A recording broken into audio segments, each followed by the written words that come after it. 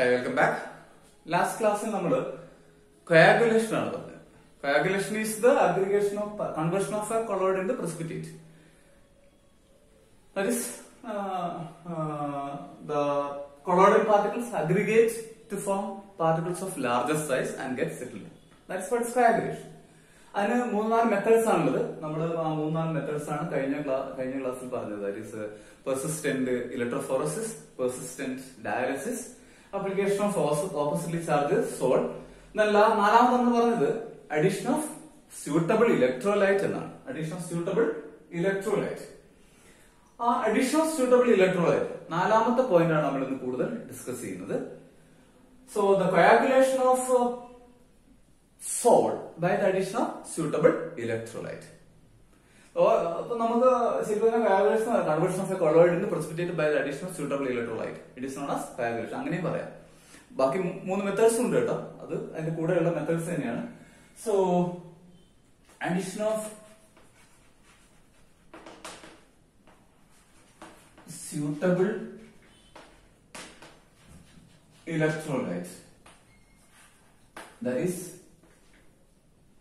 colloid into precipitate, that is coagulation. That is our coagulation.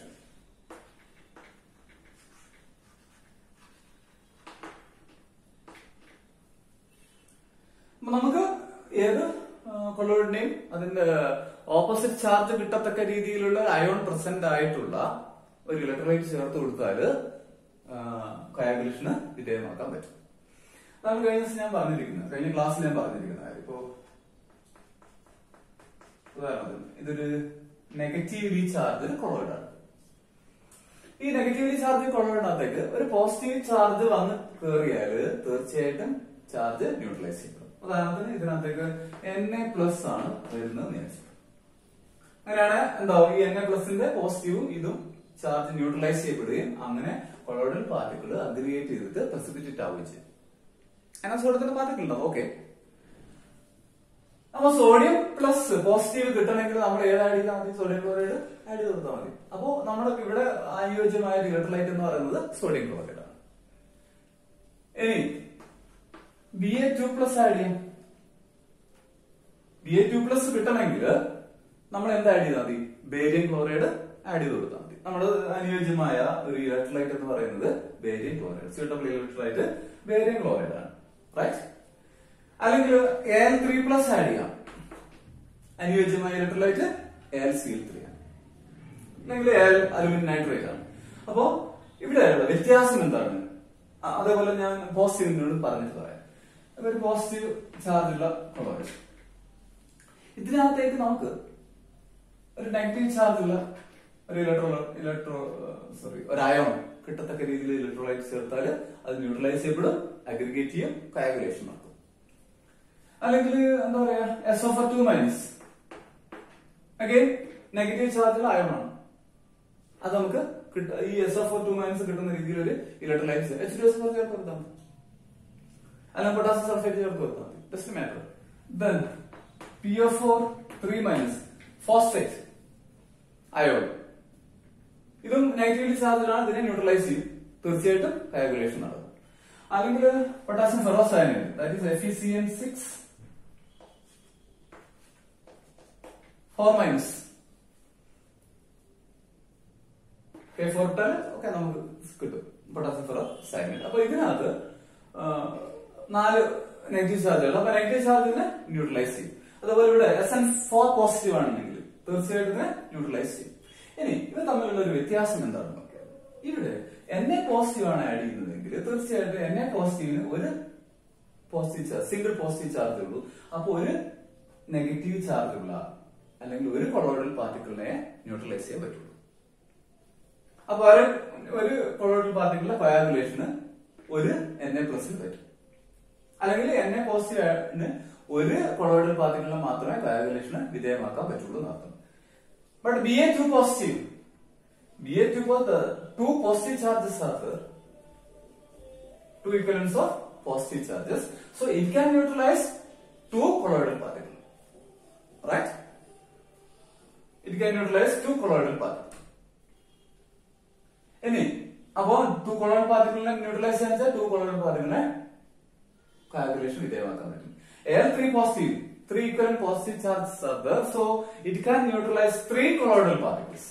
അപ്പോ sodium പോസിറ്റീവിന് ഒരു colloidal പാർട്ടിക്കിളിനെ neutralise ചെയ്യാൻ പറ്റുമോ, Ba2+ന് 2 colloidal പാർട്ടിക്കിളിനെ coagulate ചെയ്യാൻ പറ്റും, ഇതിന് 3 പാർട്ടിക്കിൾസിനെ coagulate ചെയ്യാൻ പറ്റും.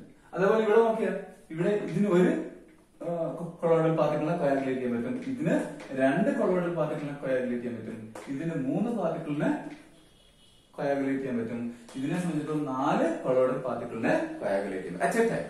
എന്ന് പറഞ്ഞാൽ ഒരൊറ്റ SO4 മൈനസിന് 2 കൊളോയിഡലിനെ ന്യൂട്രലൈസ് ചെയ്യാൻ പറ്റും, coagulate ചെയ്യാൻ പറ്റും. FeCN6 4 മൈനസ് ഒറ്റ എണ്ണത്തിന് 4 എണ്ണത്തിന് coagulate ചെയ്യാൻ പറ്റും. അപ്പൊ ഇവിടെ നമുക്ക് മനസ്സിലാക്കാൻ പറ്റുന്ന ഒരു കാര്യമുണ്ട്. ഓപ്പോസിറ്റ്ലി ചാർജ്ഡ് അയോണിന്റെ കൊളോയിഡൽ പാർട്ടിക്കിളിന്റെ ചാർജ് എന്താണോ അതിന് ഓപ്പോസിറ്റ് ആയിട്ടുള്ള അയോണിന്റെ ചാർജ് ഇൻക്രീസ് ചെയ്യുന്നതനുസരിച്ചിട്ട് കൊയാഗുലേഷന്റെ പാർട്ടിക്കിൾസ് കൊയാഗുലേറ്റ് ചെയ്യുന്നതിന്റെ എണ്ണവും കൂടിക്കൊണ്ടിരിക്കുന്നു. That means rate of coagulation is directly proportional to charge present on the opposite ion. Okay, ഇവിടെ അതിനാണ് number of particles coagulating increases as the charge increases. So the rate of coagulation is directly proportional to charge present on the opposite ion. So as the number of charges present on the opposite ion increases, coagulating capacity also increases. It has a greater capacity to coagulate a colloid. So we can write it as sodium has alright here Al3+ has greatest capacity to coagulate a colloid, a solid, than Ba2+ than Na+. Or in this case FeCN6 4- has the greatest capacity to coagulate a solid than PO4 3- than SO4 2- than Cl single-. So as the charge on the opposite ion increases, the coagulating capacity also increases. Or the extent of coagulation depends upon the charge present on the oppositely charged ion. The magnitude of the charge present on the oppositely charged ion. The extent of coagulation depends upon the charge present on opposite ion. As the charge increases, coagulation also increases, and it is known as Hardy-Schulz rule. Hardy-Schulz rule. അപ്പൊ എന്താണ് hardy-Schulz rule? നമുക്കൊരു കൊളോയിഡിനെ coagulate ചെയ്യണമെങ്കിൽ അനുയോജ്യമായ ഒരു electrolyte ചേർത്ത് കൊടുക്കുക. ആ coagulationന്റെ rate എന്ന് പറയുന്നത് നമ്മൾ ആഡ് ചെയ്യുന്ന ഓപ്പോസിറ്റ് അയോണിന്റെ ചാർജിനനുസരിച്ചിരിക്കും. ഓപ്പോസിറ്റ് അയോണിന്റെ ചാർജ് കൂടുന്തോറും coagulationന്റെ റേറ്റ് കൂടിക്കൊണ്ടിരിക്കും. ചാർജ് കൂടുന്തോറും coagulation കൂടും എന്നാണ്. That is what is Hardy-Schulz rule. And according to Hardy-Schulz rule, this is the order of decreasing order of coagulation capacity. And you can write in increasing order also, doesn't matter. അപ്പൊ നമുക്ക് ഇവിടെ ഒരു കാര്യം കൂടി പിടിക്കും. എന്താണത്? Aluminium chloride ആണ് നമ്മൾ ആഡ് ചെയ്യുന്നതെങ്കിൽ, ഇപ്പൊ ഒരു സോഡിയം ക്ലോറൈഡ്, അലുമിനിയം ക്ലോറൈഡ്, ഇതാണ് നമ്മുടെ കയ്യിലുള്ള ഇലക്ട്രോലൈറ്റ്. സോഡിയം ക്ലോറൈഡ് ആഡ് ചെയ്താല് ഉണ്ടാകുന്ന coagulationേക്കാൾ എത്രയോ അധികമായിരിക്കും അലുമിനിയം ക്ലോറൈഡ് ആഡ് ചെയ്താൽ കിട്ടുന്ന coagulation. റൈറ്റ്? അപ്പൊ നമ്മൾ ഈക്വൽ എമൗണ്ട് സോളാണ് എടുക്കുന്നതെങ്കിൽ തീർച്ചയായിട്ടും വളരെ കുറച്ച് എമൗണ്ട് അലുമിനിയം ക്ലോറൈഡ് മതി ആ ഒരു സോളിനെ coagulate ചെയ്യാൻ, compared to sodium chloride. Sodium chloride എടുക്കുന്നതിനേക്കാളും വളരെ കുറച്ച് AlCl3 എടുത്താല് നമുക്ക് അതേ എമൗണ്ട് ഉള്ള സോളിനെ coagulate ചെയ്യാൻ പറ്റും. അപ്പൊ ഒരു നിശ്ചിത സോളിനെ coagulate ചെയ്യാൻ ഒരു മിനിമം എമൗണ്ട് ഓഫ് ഇലക്ട്രോലൈറ്റ് ആവശ്യമാണ്. that minimum amount of electrolyte required to coagulate a given salt is known as flocculation value. Flocculation value. Flocculation value എന്താണ്? It is the minimum amount of electrolyte required to coagulate a given salt. Okay. അഥവാ ഒരു നിശ്ചിത amount സോളിനെ coagulate ചെയ്യാൻ ആവശ്യമായ minimum amount of ഇലക്ട്രോലൈറ്റിന്റെ minimum amount ആണ് നമ്മുടെ flocculation value അഥവാ coagulation വാല്യൂ എന്ന് പറയുന്നത്. ഇനി നമുക്കൊരു അലുമിനിയം ക്ലോറിന്റെ ഫ്ലോക്കുലേഷൻ വാല്യൂ വളരെ കുറവാണ്. അതിന്റെ കുറഞ്ഞ എമൗണ്ട് മതി, കാരണം അതിന്റെ ചാർജ് വളരെ കൂടുതലാണ്. അഗൈൻ ചാർജും ഫ്ലോക്കുലേഷൻ വാല്യൂ തമ്മിൽ ഒരു ഡയറക്റ്റ് റിലേഷൻ ഉണ്ട്. ചാർജ് കൂടിയ ഒരു ഇലക്ട്രോലൈറ്റ് ആണ്, അയോൺസ് ആണുള്ളതെങ്കിൽ ആ ഇലക്ട്രോലൈറ്റിന്റെ ഫ്ലോക്കുലേഷൻ വാല്യൂ വളരെ കുറവായിരിക്കും. That is the amount required is less. പക്ഷെ സോഡിയം ക്ലോറൈഡിന്റെ ഫ്ലോക്കുലേഷൻ വാല്യൂ കൂടുതലാണ്. ബാരിയം ക്ലോറൈഡ് ഇൻ ബിറ്റ്വീൻ ആണ്. ഓക്കെ, സോഡിയം ക്ലോറൈഡ്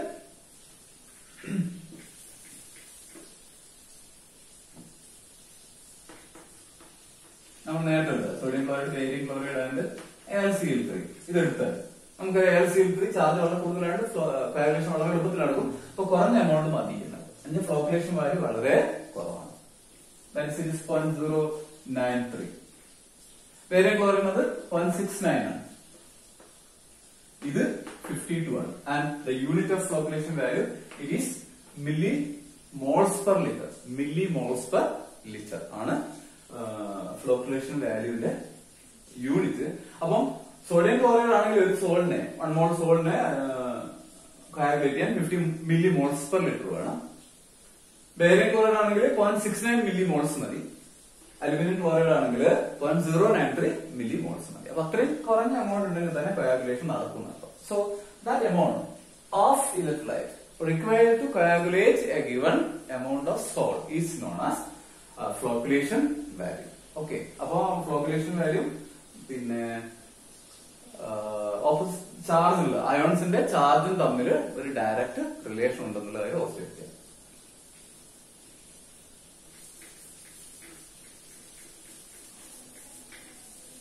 നമുക്ക് ഈ കൊയാഗുലേഷനിൽ നിന്ന് ലയോഫോബിക് കൊളോയിഡിനെ പ്രൊട്ടക്ട് ചെയ്യാം. ലയോഫിലിക് കൊളോയിഡിനെ പ്രൊട്ടക്ട് ചെയ്യേണ്ട ആവശ്യം പ്രത്യേകിച്ചില്ല, കാരണം അതിന്റെ ആ സോൾവെന്റ് തന്നെ ഒരു ലെയർ ആയിട്ട് നിൽക്കും. മാത്രമല്ല ഹൈലി സ്റ്റേബിൾ ആണ്. പക്ഷെ ലയോഫോബിക് സോൾ അങ്ങനെയല്ല, ലയോഫോബിക് കൊളോയിഡ് അങ്ങനെയല്ല, വളരെ എളുപ്പത്തില് coagulation വിധേയമാവും. അപ്പൊ coagulation നമുക്ക് വിധേയമാവുന്ന ഒരു ലയോഫോബിക് കൊളോയിഡിനെ അതിനകത്ത് രക്ഷപ്പെടുത്തും. Protect the coagulation of a lyophilic colloid, or we have to protect a lyophilic colloid from coagulation by the addition of an electrolyte. അതിനെ നമ്മൾ പ്രൊട്ടക്ഷൻ ഓഫ് കൊളോയിഡ് എന്ന് പറയും. Protection of colloid. കൊളോയിഡിനെ പ്രൊട്ടക്ട് ചെയ്യുക എന്ന് പറഞ്ഞാൽ സ്റ്റേബിൾ ആയിട്ട് നിലനിർത്തുക എന്നാണ്. ഒരു കൊളോയിഡിനെ സ്റ്റേബിൾ ആയിട്ട് നിലനിർത്താൻ എന്ത് വേണം? അതിനെ അഗ്രിഗേറ്റ് ചെയ്യുന്നതിൽ നിന്ന് പ്രിവെന്റ് ചെയ്യണം. അഗ്രിഗേറ്റ് ചെയ്യുന്നതിൽ നിന്ന് പ്രിവെന്റ് ചെയ്യണമെങ്കിൽ തീർച്ചയായിട്ടും അതിനകത്ത് ഒരു പ്രൊട്ടക്റ്റീവ് ലെയർ ഫോം ചെയ്ത് വരും. And it is seen that the presence of some lyophilic substances act as a protective cover on the surface of a lyophobic colloid and protect it from coagulation. ഇപ്പൊ ചില lyophilic substances, lyophilic നമുക്കറിയാം solvent loving ആണ്. അപ്പോൾ lyophilic സബ്സ്റ്റൻസിന്റെ presence കാരണം lyophobic colloids coagulation protect ചെയ്യപ്പെടുന്നതായിട്ട് കാണുന്നുണ്ട്. അത് എങ്ങനെയാണെന്ന് പറഞ്ഞാൽ ഇതിപ്പോ ഉദാഹരണത്തിന് ഇതൊരു ലയോഫിലിക് ലയോഫോബിക് കൊളോയിഡ് ആണെന്ന് വിചാരിക്കും. ഒരു ലയോഫിലിക് സബ്സ്റ്റൻസ് ഉണ്ടെങ്കിൽ തീർച്ചയായിട്ടും ആ ലയോഫിലിക് സബ്സ്റ്റൻസ് ഇതിന്റെ പുറത്ത് ഒരു കവറിംഗ് ആയിട്ട് നിൽക്കും, ഒരു പ്രൊട്ടക്റ്റീവ് ലെയർ ആയിട്ട് നിൽക്കും ലയോഫിലിക് സബ്സ്റ്റൻസ്. അങ്ങനെ നിൽക്കുമ്പോൾ എന്തായിരിക്കും? അതിന് ചാർജ് നഷ്ടപ്പെടില്ല. ചാർജ് നഷ്ടപ്പെടാതിരിക്കുമ്പോൾ തീർച്ചയായിട്ടും അവ ഒരിക്കലും ന്യൂട്രൽ ആവില്ല. ന്യൂട്രൽ ആവാതിരിക്കുമ്പോൾ എന്താവും? അഗ്രിഗേഷൻ പ്രിവെന്റ് ചെയ്യപ്പെടും. അഗ്രിഗേഷൻ പ്രിവെന്റ് ചെയ്താൽ coagulation നടക്കില്ല എന്നർത്ഥം. അപ്പൊ ഒരു ലയോഫിലിക് സബ്സ്റ്റൻസ് ആഡ് ചെയ്ത് കൊടുത്താൽ, നമുക്കൊരു ലയോഫോബിക് സബ്സ്റ്റൻസിനെ, ലയോഫോബിക് കൊളോയിഡിനെ പ്രൊട്ടക്ട് ചെയ്യാൻ പറ്റും, coagulation പ്രൊട്ടക്ട് ചെയ്യാൻ പറ്റും. That is what is known as protection of colloid. So protection of colloid is the prevention of coagulation of a lyophobic colloid by the addition of suitable lyophilic substance. Protection of colloid is the protection of a colloid from lyophobic colloid from coagulation by the addition of suitable lyophilic substance. ഉദാഹരണത്തിന് gold സോളിനെ നമുക്ക് അല്പം gelatin ചേർത്ത് കൊടുത്താൽ protect ചെയ്യാൻ പറ്റും. Gold sol വളരെ എളുപ്പത്തിൽ കോയാഗുലേഷന്റെ സെറ്റിൽ ചെയ്യുന്ന സാധനമാണ്. അതിന് അല്പം ജലാറ്റിൻ ചേർത്താൽ നമുക്കതിനെ പ്രൊട്ടക്ട് ചെയ്യാൻ പറ്റും.